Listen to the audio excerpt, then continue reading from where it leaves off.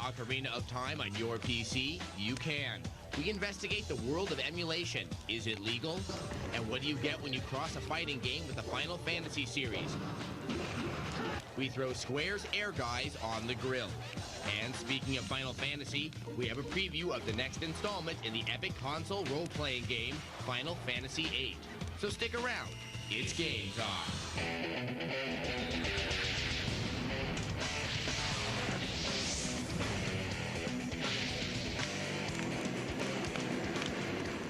Welcome to GameSpotTV, your ultimate guide to computer and video games. I'm Lauren Fielder. And I'm Adam Sessler. Now, for a lot of people, playing the 8 and 16-bit games could only happen if they have a game emulator on their PC. But is it legal? Well, we take a look at the world of emulators, from playing PlayStation games on your Mac to playing The Legend of Zelda Ocarina of Time on your PC. At Macworld today, Connectix is introducing the Virtual Game Station. It is software that they're going to sell for $49 that turns your Mac into a Sony PlayStation. This announcement by Apple CEO Steve Jobs at the last Macworld Expo stunned the audience and grabbed the game industry's attention. But there's more to this than selling Macs. The commercialization of the Virtual Game Station puts a spotlight on emulators and emulation, a quiet underground phenomena that's flourishing under the shroud of the internet. The spotlight heightened the issues surrounding emulation. And what is an emulator? An emulator is basically a computer program that lets you play a video game system game on your PC using a ROM cartridge, which is an image of the program that was originally used for that system. The emulation of various game platforms gave birth to a different kind of gaming experience. Equipped with computers and modems, players can easily flash back to the Atari days and play Donkey Kong and Frogger with a click of the mouse.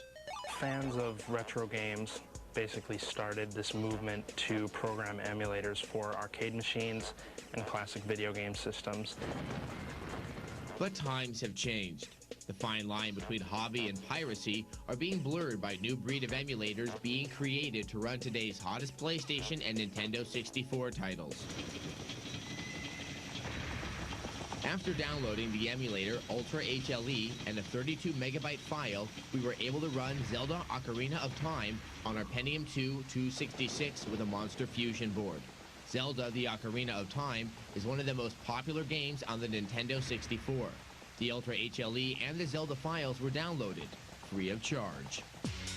Running a demo version of the PlayStation emulator Bleem on the same PC, we were able to run Siphon Filter, a current PlayStation game. We had problems running the sound, but the Bleem demo emulator was free to download. Similar to the Virtual Game Station, the Bleem emulator transformed our PC into a PlayStation system. As you might expect, both emulators were not endorsed by Sony and Nintendo. Sony filed suits against Connectix and Bleem, claiming that the VGS and Bleem's emulator violate Sony's intellectual property rights for its PlayStation console. Connectix CEO Roy McDonald believes his product is legal. Well, Connectix is confident that we've developed this product and marketed it in a way that doesn't infringe on any third party's intellectual property. So we feel that our product is legitimate, and we're going to carry on with business as usual. But after several bouts in court, Sony has won an injunction to keep Connectix from selling their product. Nintendo, on the other hand, plans to pursue legal action against the author of the Nintendo emulator Ultra HLE. Known only as Reality Man and Epsilon, the authors decided to avoid litigation by removing the emulator from their site. The emulators mentioned only touched the tip of the emulation iceberg. A quick search on the net revealed hundreds of thousands of emulation sites for every game system imaginable. According to the trade organization Interactive Digital Software Association, the electronic entertainment industry lost over $3 billion last year to illegal sales and distribution of entertainment software. As an industry watchdog, IDSA leads an anti-piracy campaign that hopes to end the trend that it believes hurts the game industry as a whole. But IDSA will have their hands full. The Internet Underground will be tough to regulate, and free games will always be irresistible. The debate continues. If you're interested in watching the streaming video of our emulation feature, you'll find it at the ZDTV website at zdtv.com/GameSpotTV. And if you have a game question or you just want to let us know what you think about a particular topic, just go to our message boards in the Game Help section and tell the world and us how you feel. And now, it's time for the game news. In this week's game news, in a staunch display of gamer unity, fans of 3DO's popular Heroes of Might and Magic series have ardently voiced their collective opinions in order to alter the release of an upcoming expansion pack. Armageddon's Blade for Heroes of Might and Magic 3 was originally designed to include a new type of hamlet known as the Forge Town, whose characters include science fiction-esque fighters like the chainsaw-wielding cyber zombie. Being that the series has thus far centered around fantasy-like play, this change in setting has spawned an email letter-writing campaign, which convinced the publisher to remove the sci-fi town and replace it with another, more traditional Heroes one. VideoGames.com News has recently learned from Sega that the upcoming Dreamcast title, Geist Force, will be canceled. The production was put to a halt because, says the Sega spokesperson, the quality of the game was not up to par with Dreamcast standards. This is the first Dreamcast title to be officially canceled. The Professional Gamers League Finals were recently held in New York. The PGL gives out prizes to the top players of popular PC games. This season's winners were Guillaume Patry, or Gurr, in StarCraft, and Bon Danon, or Kuin, in Quake 2. Both went undefeated throughout the weekend of finals, and each player took home a check for $10,000.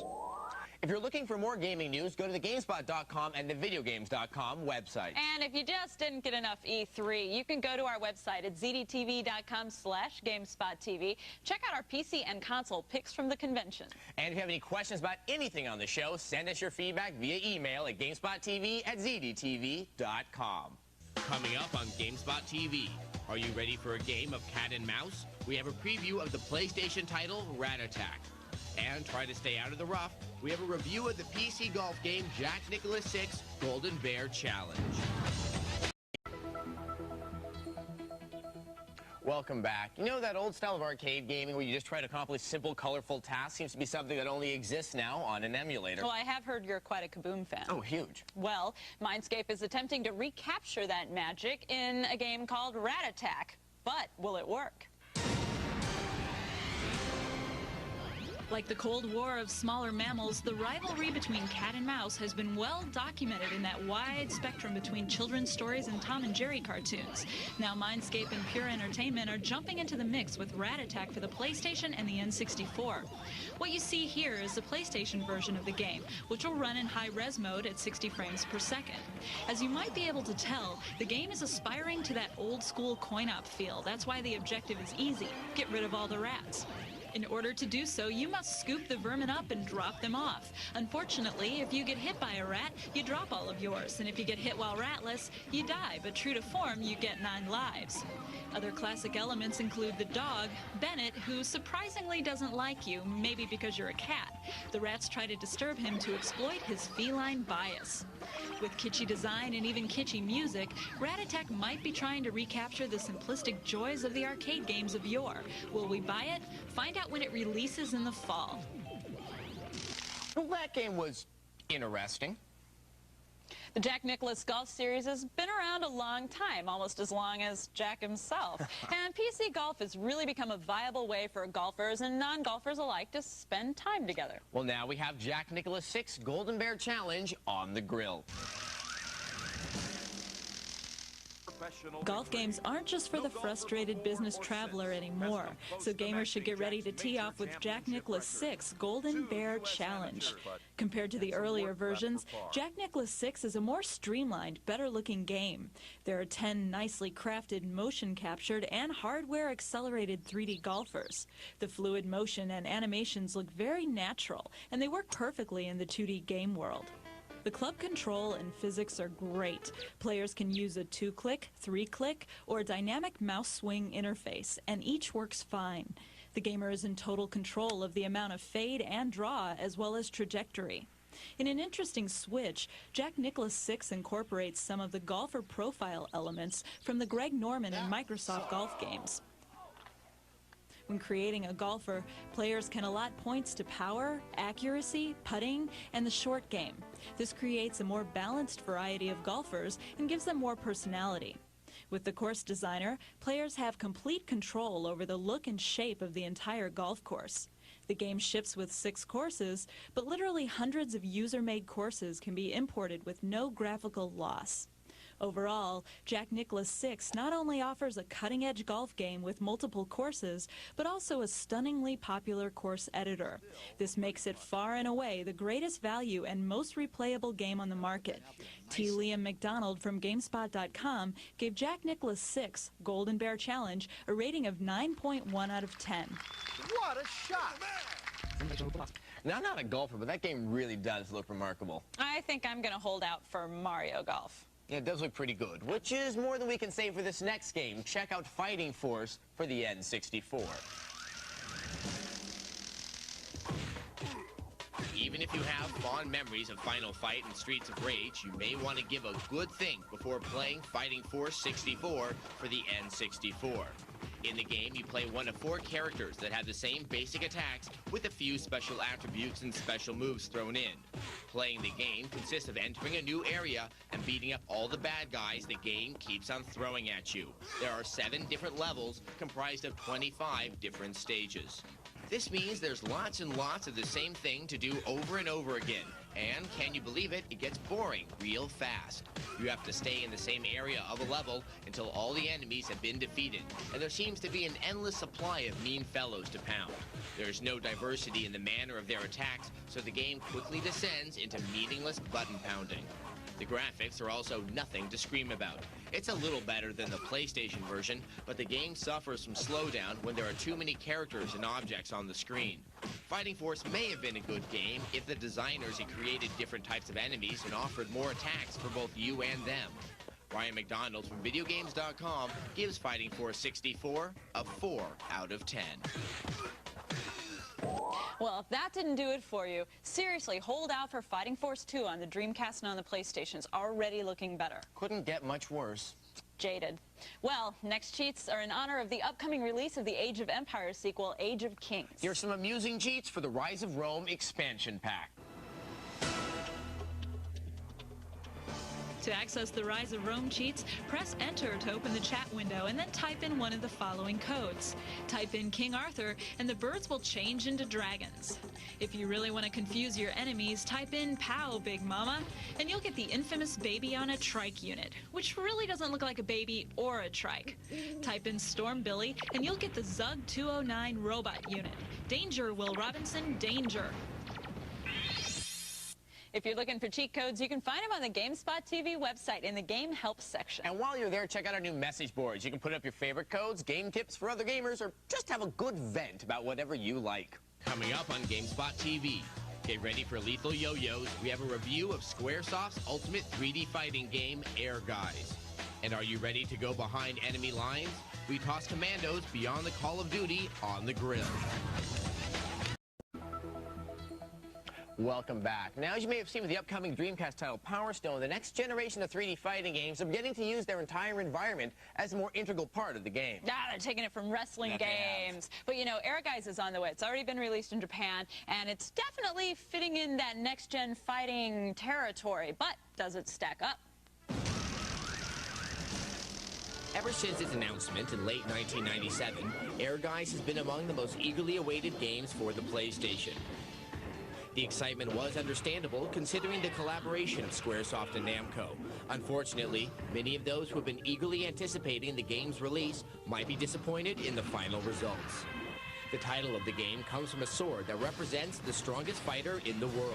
The game follows the pattern of Tekken 3, with elaborate stories and subplots, animated in high-quality motion-captured FMV, and broadens its appeal with the inclusion of characters from the Final Fantasy series. The gameplay follows Dream Factory's Tobal series in that fighters battle it out in a 3D arena. Although the game includes the addition of an unintuitive blocking system, which requires you to leave the joystick neutral in order to block high, while pressing guard makes your characters crouch and block low. Expect to spend some time getting used to this blocking mechanism, especially considering that you will find yourself with your back to your opponent on many occasions. graphics in the game are among the best on the PlayStation, yet they are not as impressive as Tobal 2. The game, though, has impressive visuals and high resolution, and it moves at 60 frames per second. At the same time, the camera offers up some of the most awkward angles ever in a 3D fighter. Air Guys is a faithful port of an arcade game that just doesn't stand up to other games in its genre. Despite the impressive graphics, there's just not much of a game here. Che Chu from VideoGames.com gives it a 5.8 out of 10. And I've played it. It's fun, but my vote is still on Power Stone. Hey, you still can't rip Tekken 3 out of my hands. Commandos Behind Enemy Lines was a squad-based game that involved stealth, strategy, and a good use of a sniper rifle. And now Eidos has released an expansion pack. We have Commandos Beyond the Call of Duty on the grill. Commandos Beyond the Call of Duty is a standalone expansion pack to the original Commandos Behind Enemy Lines. Behind Enemy Lines was a surprise hit. It cleverly combined strategy, puzzle, and action elements to create an unusual and exciting game. And at first glance, Beyond the Call of Duty is more of the same with a few new bells and whistles. The Beyond the Call of Duty expansion pack has 8 missions, while the original had 3 times that many.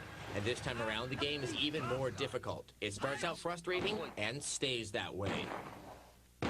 The original Commandos was satisfying because its puzzle-like situations had specific solutions. By comparison, the missions for Beyond the Call of Duty seem clumsier. After completing a mission, it often seems like it happened by luck instead of good level design on the developer's part. The interface doesn't really lend itself to multitasking, since the Commandos are slow to respond and need to be micromanaged. And it certainly isn't any easier in this game, since all the hotkeys have been switched around and players are not allowed to customize their keyboards. While there have been subtle changes, many of them adversely affect gameplay. Overall, fans of the original game will enjoy Beyond the Call of Duty because of the inherent similarity to the original. However, gamers new to the series will likely become frustrated with insanely difficult levels and cumbersome controls. Ray Kasavin of GameSpot.com gave Commandos Beyond the Call of Duty a rating of 6.6 out of 10. If you want to read the full review of Commandos Beyond the Call of Duty, you can find it on the GameSpot.com website. And if you're looking for the video game reviews, you'll find the latest titles, including Air Guys, at the VideoGames.com website. Coming up on GameSpot.TV, we have a preview of Squaresoft's epic role-playing game Final Fantasy VIII. And Dave Salvatore from Computer Gaming World shows us the latest in PC hardware.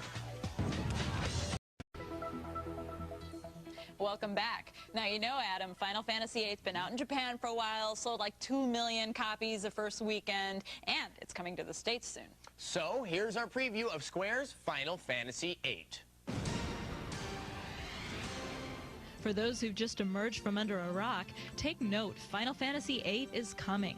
The game from Squaresoft that sold over 3 million copies in Japan will soon be hitting U.S. shores.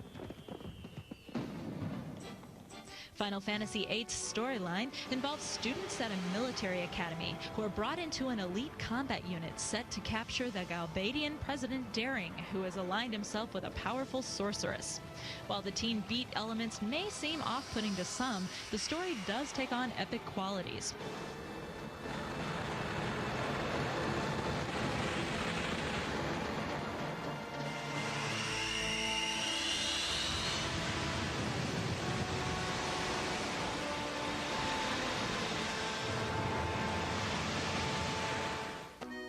One of the most noticeable things about the game is the graphics that have changed from the super deformed characters of the originals to actual people in correct proportion to their environments. Full motion video segments are well integrated with gameplay to give a seamless playing experience. Of note, in changes to gameplay, is the manner of acquiring money that has changed from just defeating monsters to completing missions and receiving compensation. Get ready for Final Fantasy VIII this fall. We'll definitely keep watching for more of Final Fantasy VIII. So, Adam, what's in today's Game Gear? Well, Dave Salvatore's back with a couple of USB devices that can ease some of that PC gaming pain.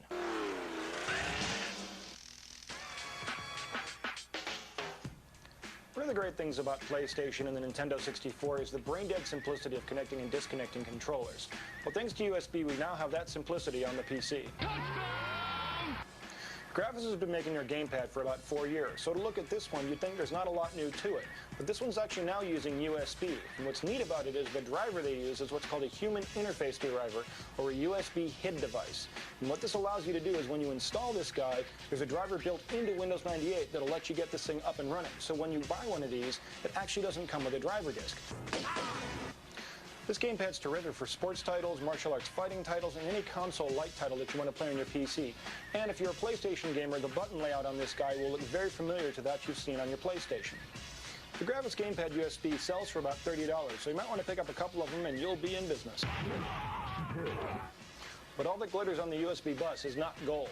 Logitech has brought out what they're calling the Wingman Gaming Mouse, which aside from running on USB and having some driver software that'll let you tweak how many times the CPU pulls it per second, isn't really anything new. It's essentially a warmed-over, older design that Logitech brought out a couple of years ago. But given the Wingman's aging design and its lack of a wheel, you might want to give this one a pass. Hey, Lauren, remember the TV movie Kiss Meets the Phantom of the Park where the band got to use their superhero powers on the carnies? Oh, you bet. Super Ace Frehley and Paul Starchild Stanley. How could you forget that? I don't know. Well, you know, Gathering of Developers is working on its Kiss title, and we have a sneak peek. Check out Kiss Psycho Circus.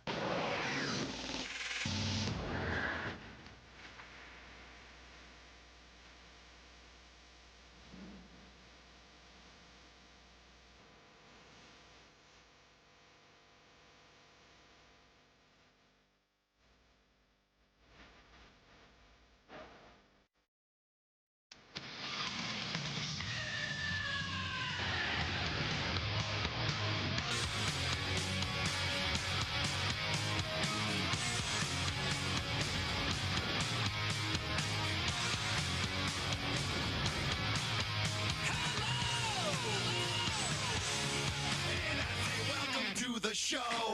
Very cool. I just hope there's a Phantom of the Park element in the game. Stranger things have happened. Yeah. Now, puzzle games can be really addictive, but they can also be very frustrating. Now, in the spirit of Commandos and Lemmings, Grunts from Monolith Productions is a game that is sure to be challenging. So here are a few cheats for Grunts. To activate cheats for Monolith's puzzle game Grunts, press enter and type in one of the following codes. Want to skip to the Honey, I Shrunk the Kids level? Type in MP, make me some pie. Type in MP, you're so money, and you'll be sent to the High Rollers level. Can't get by the enemy Grunts? Type in MP cloaking device, and the Invisible Man will have nothing on you.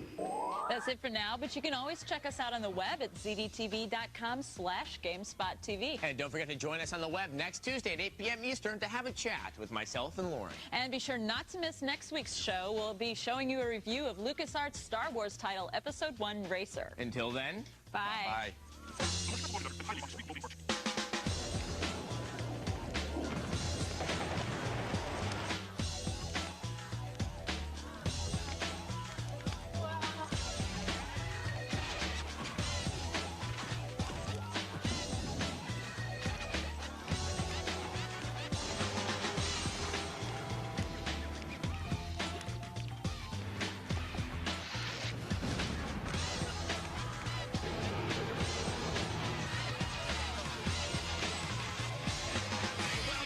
The show.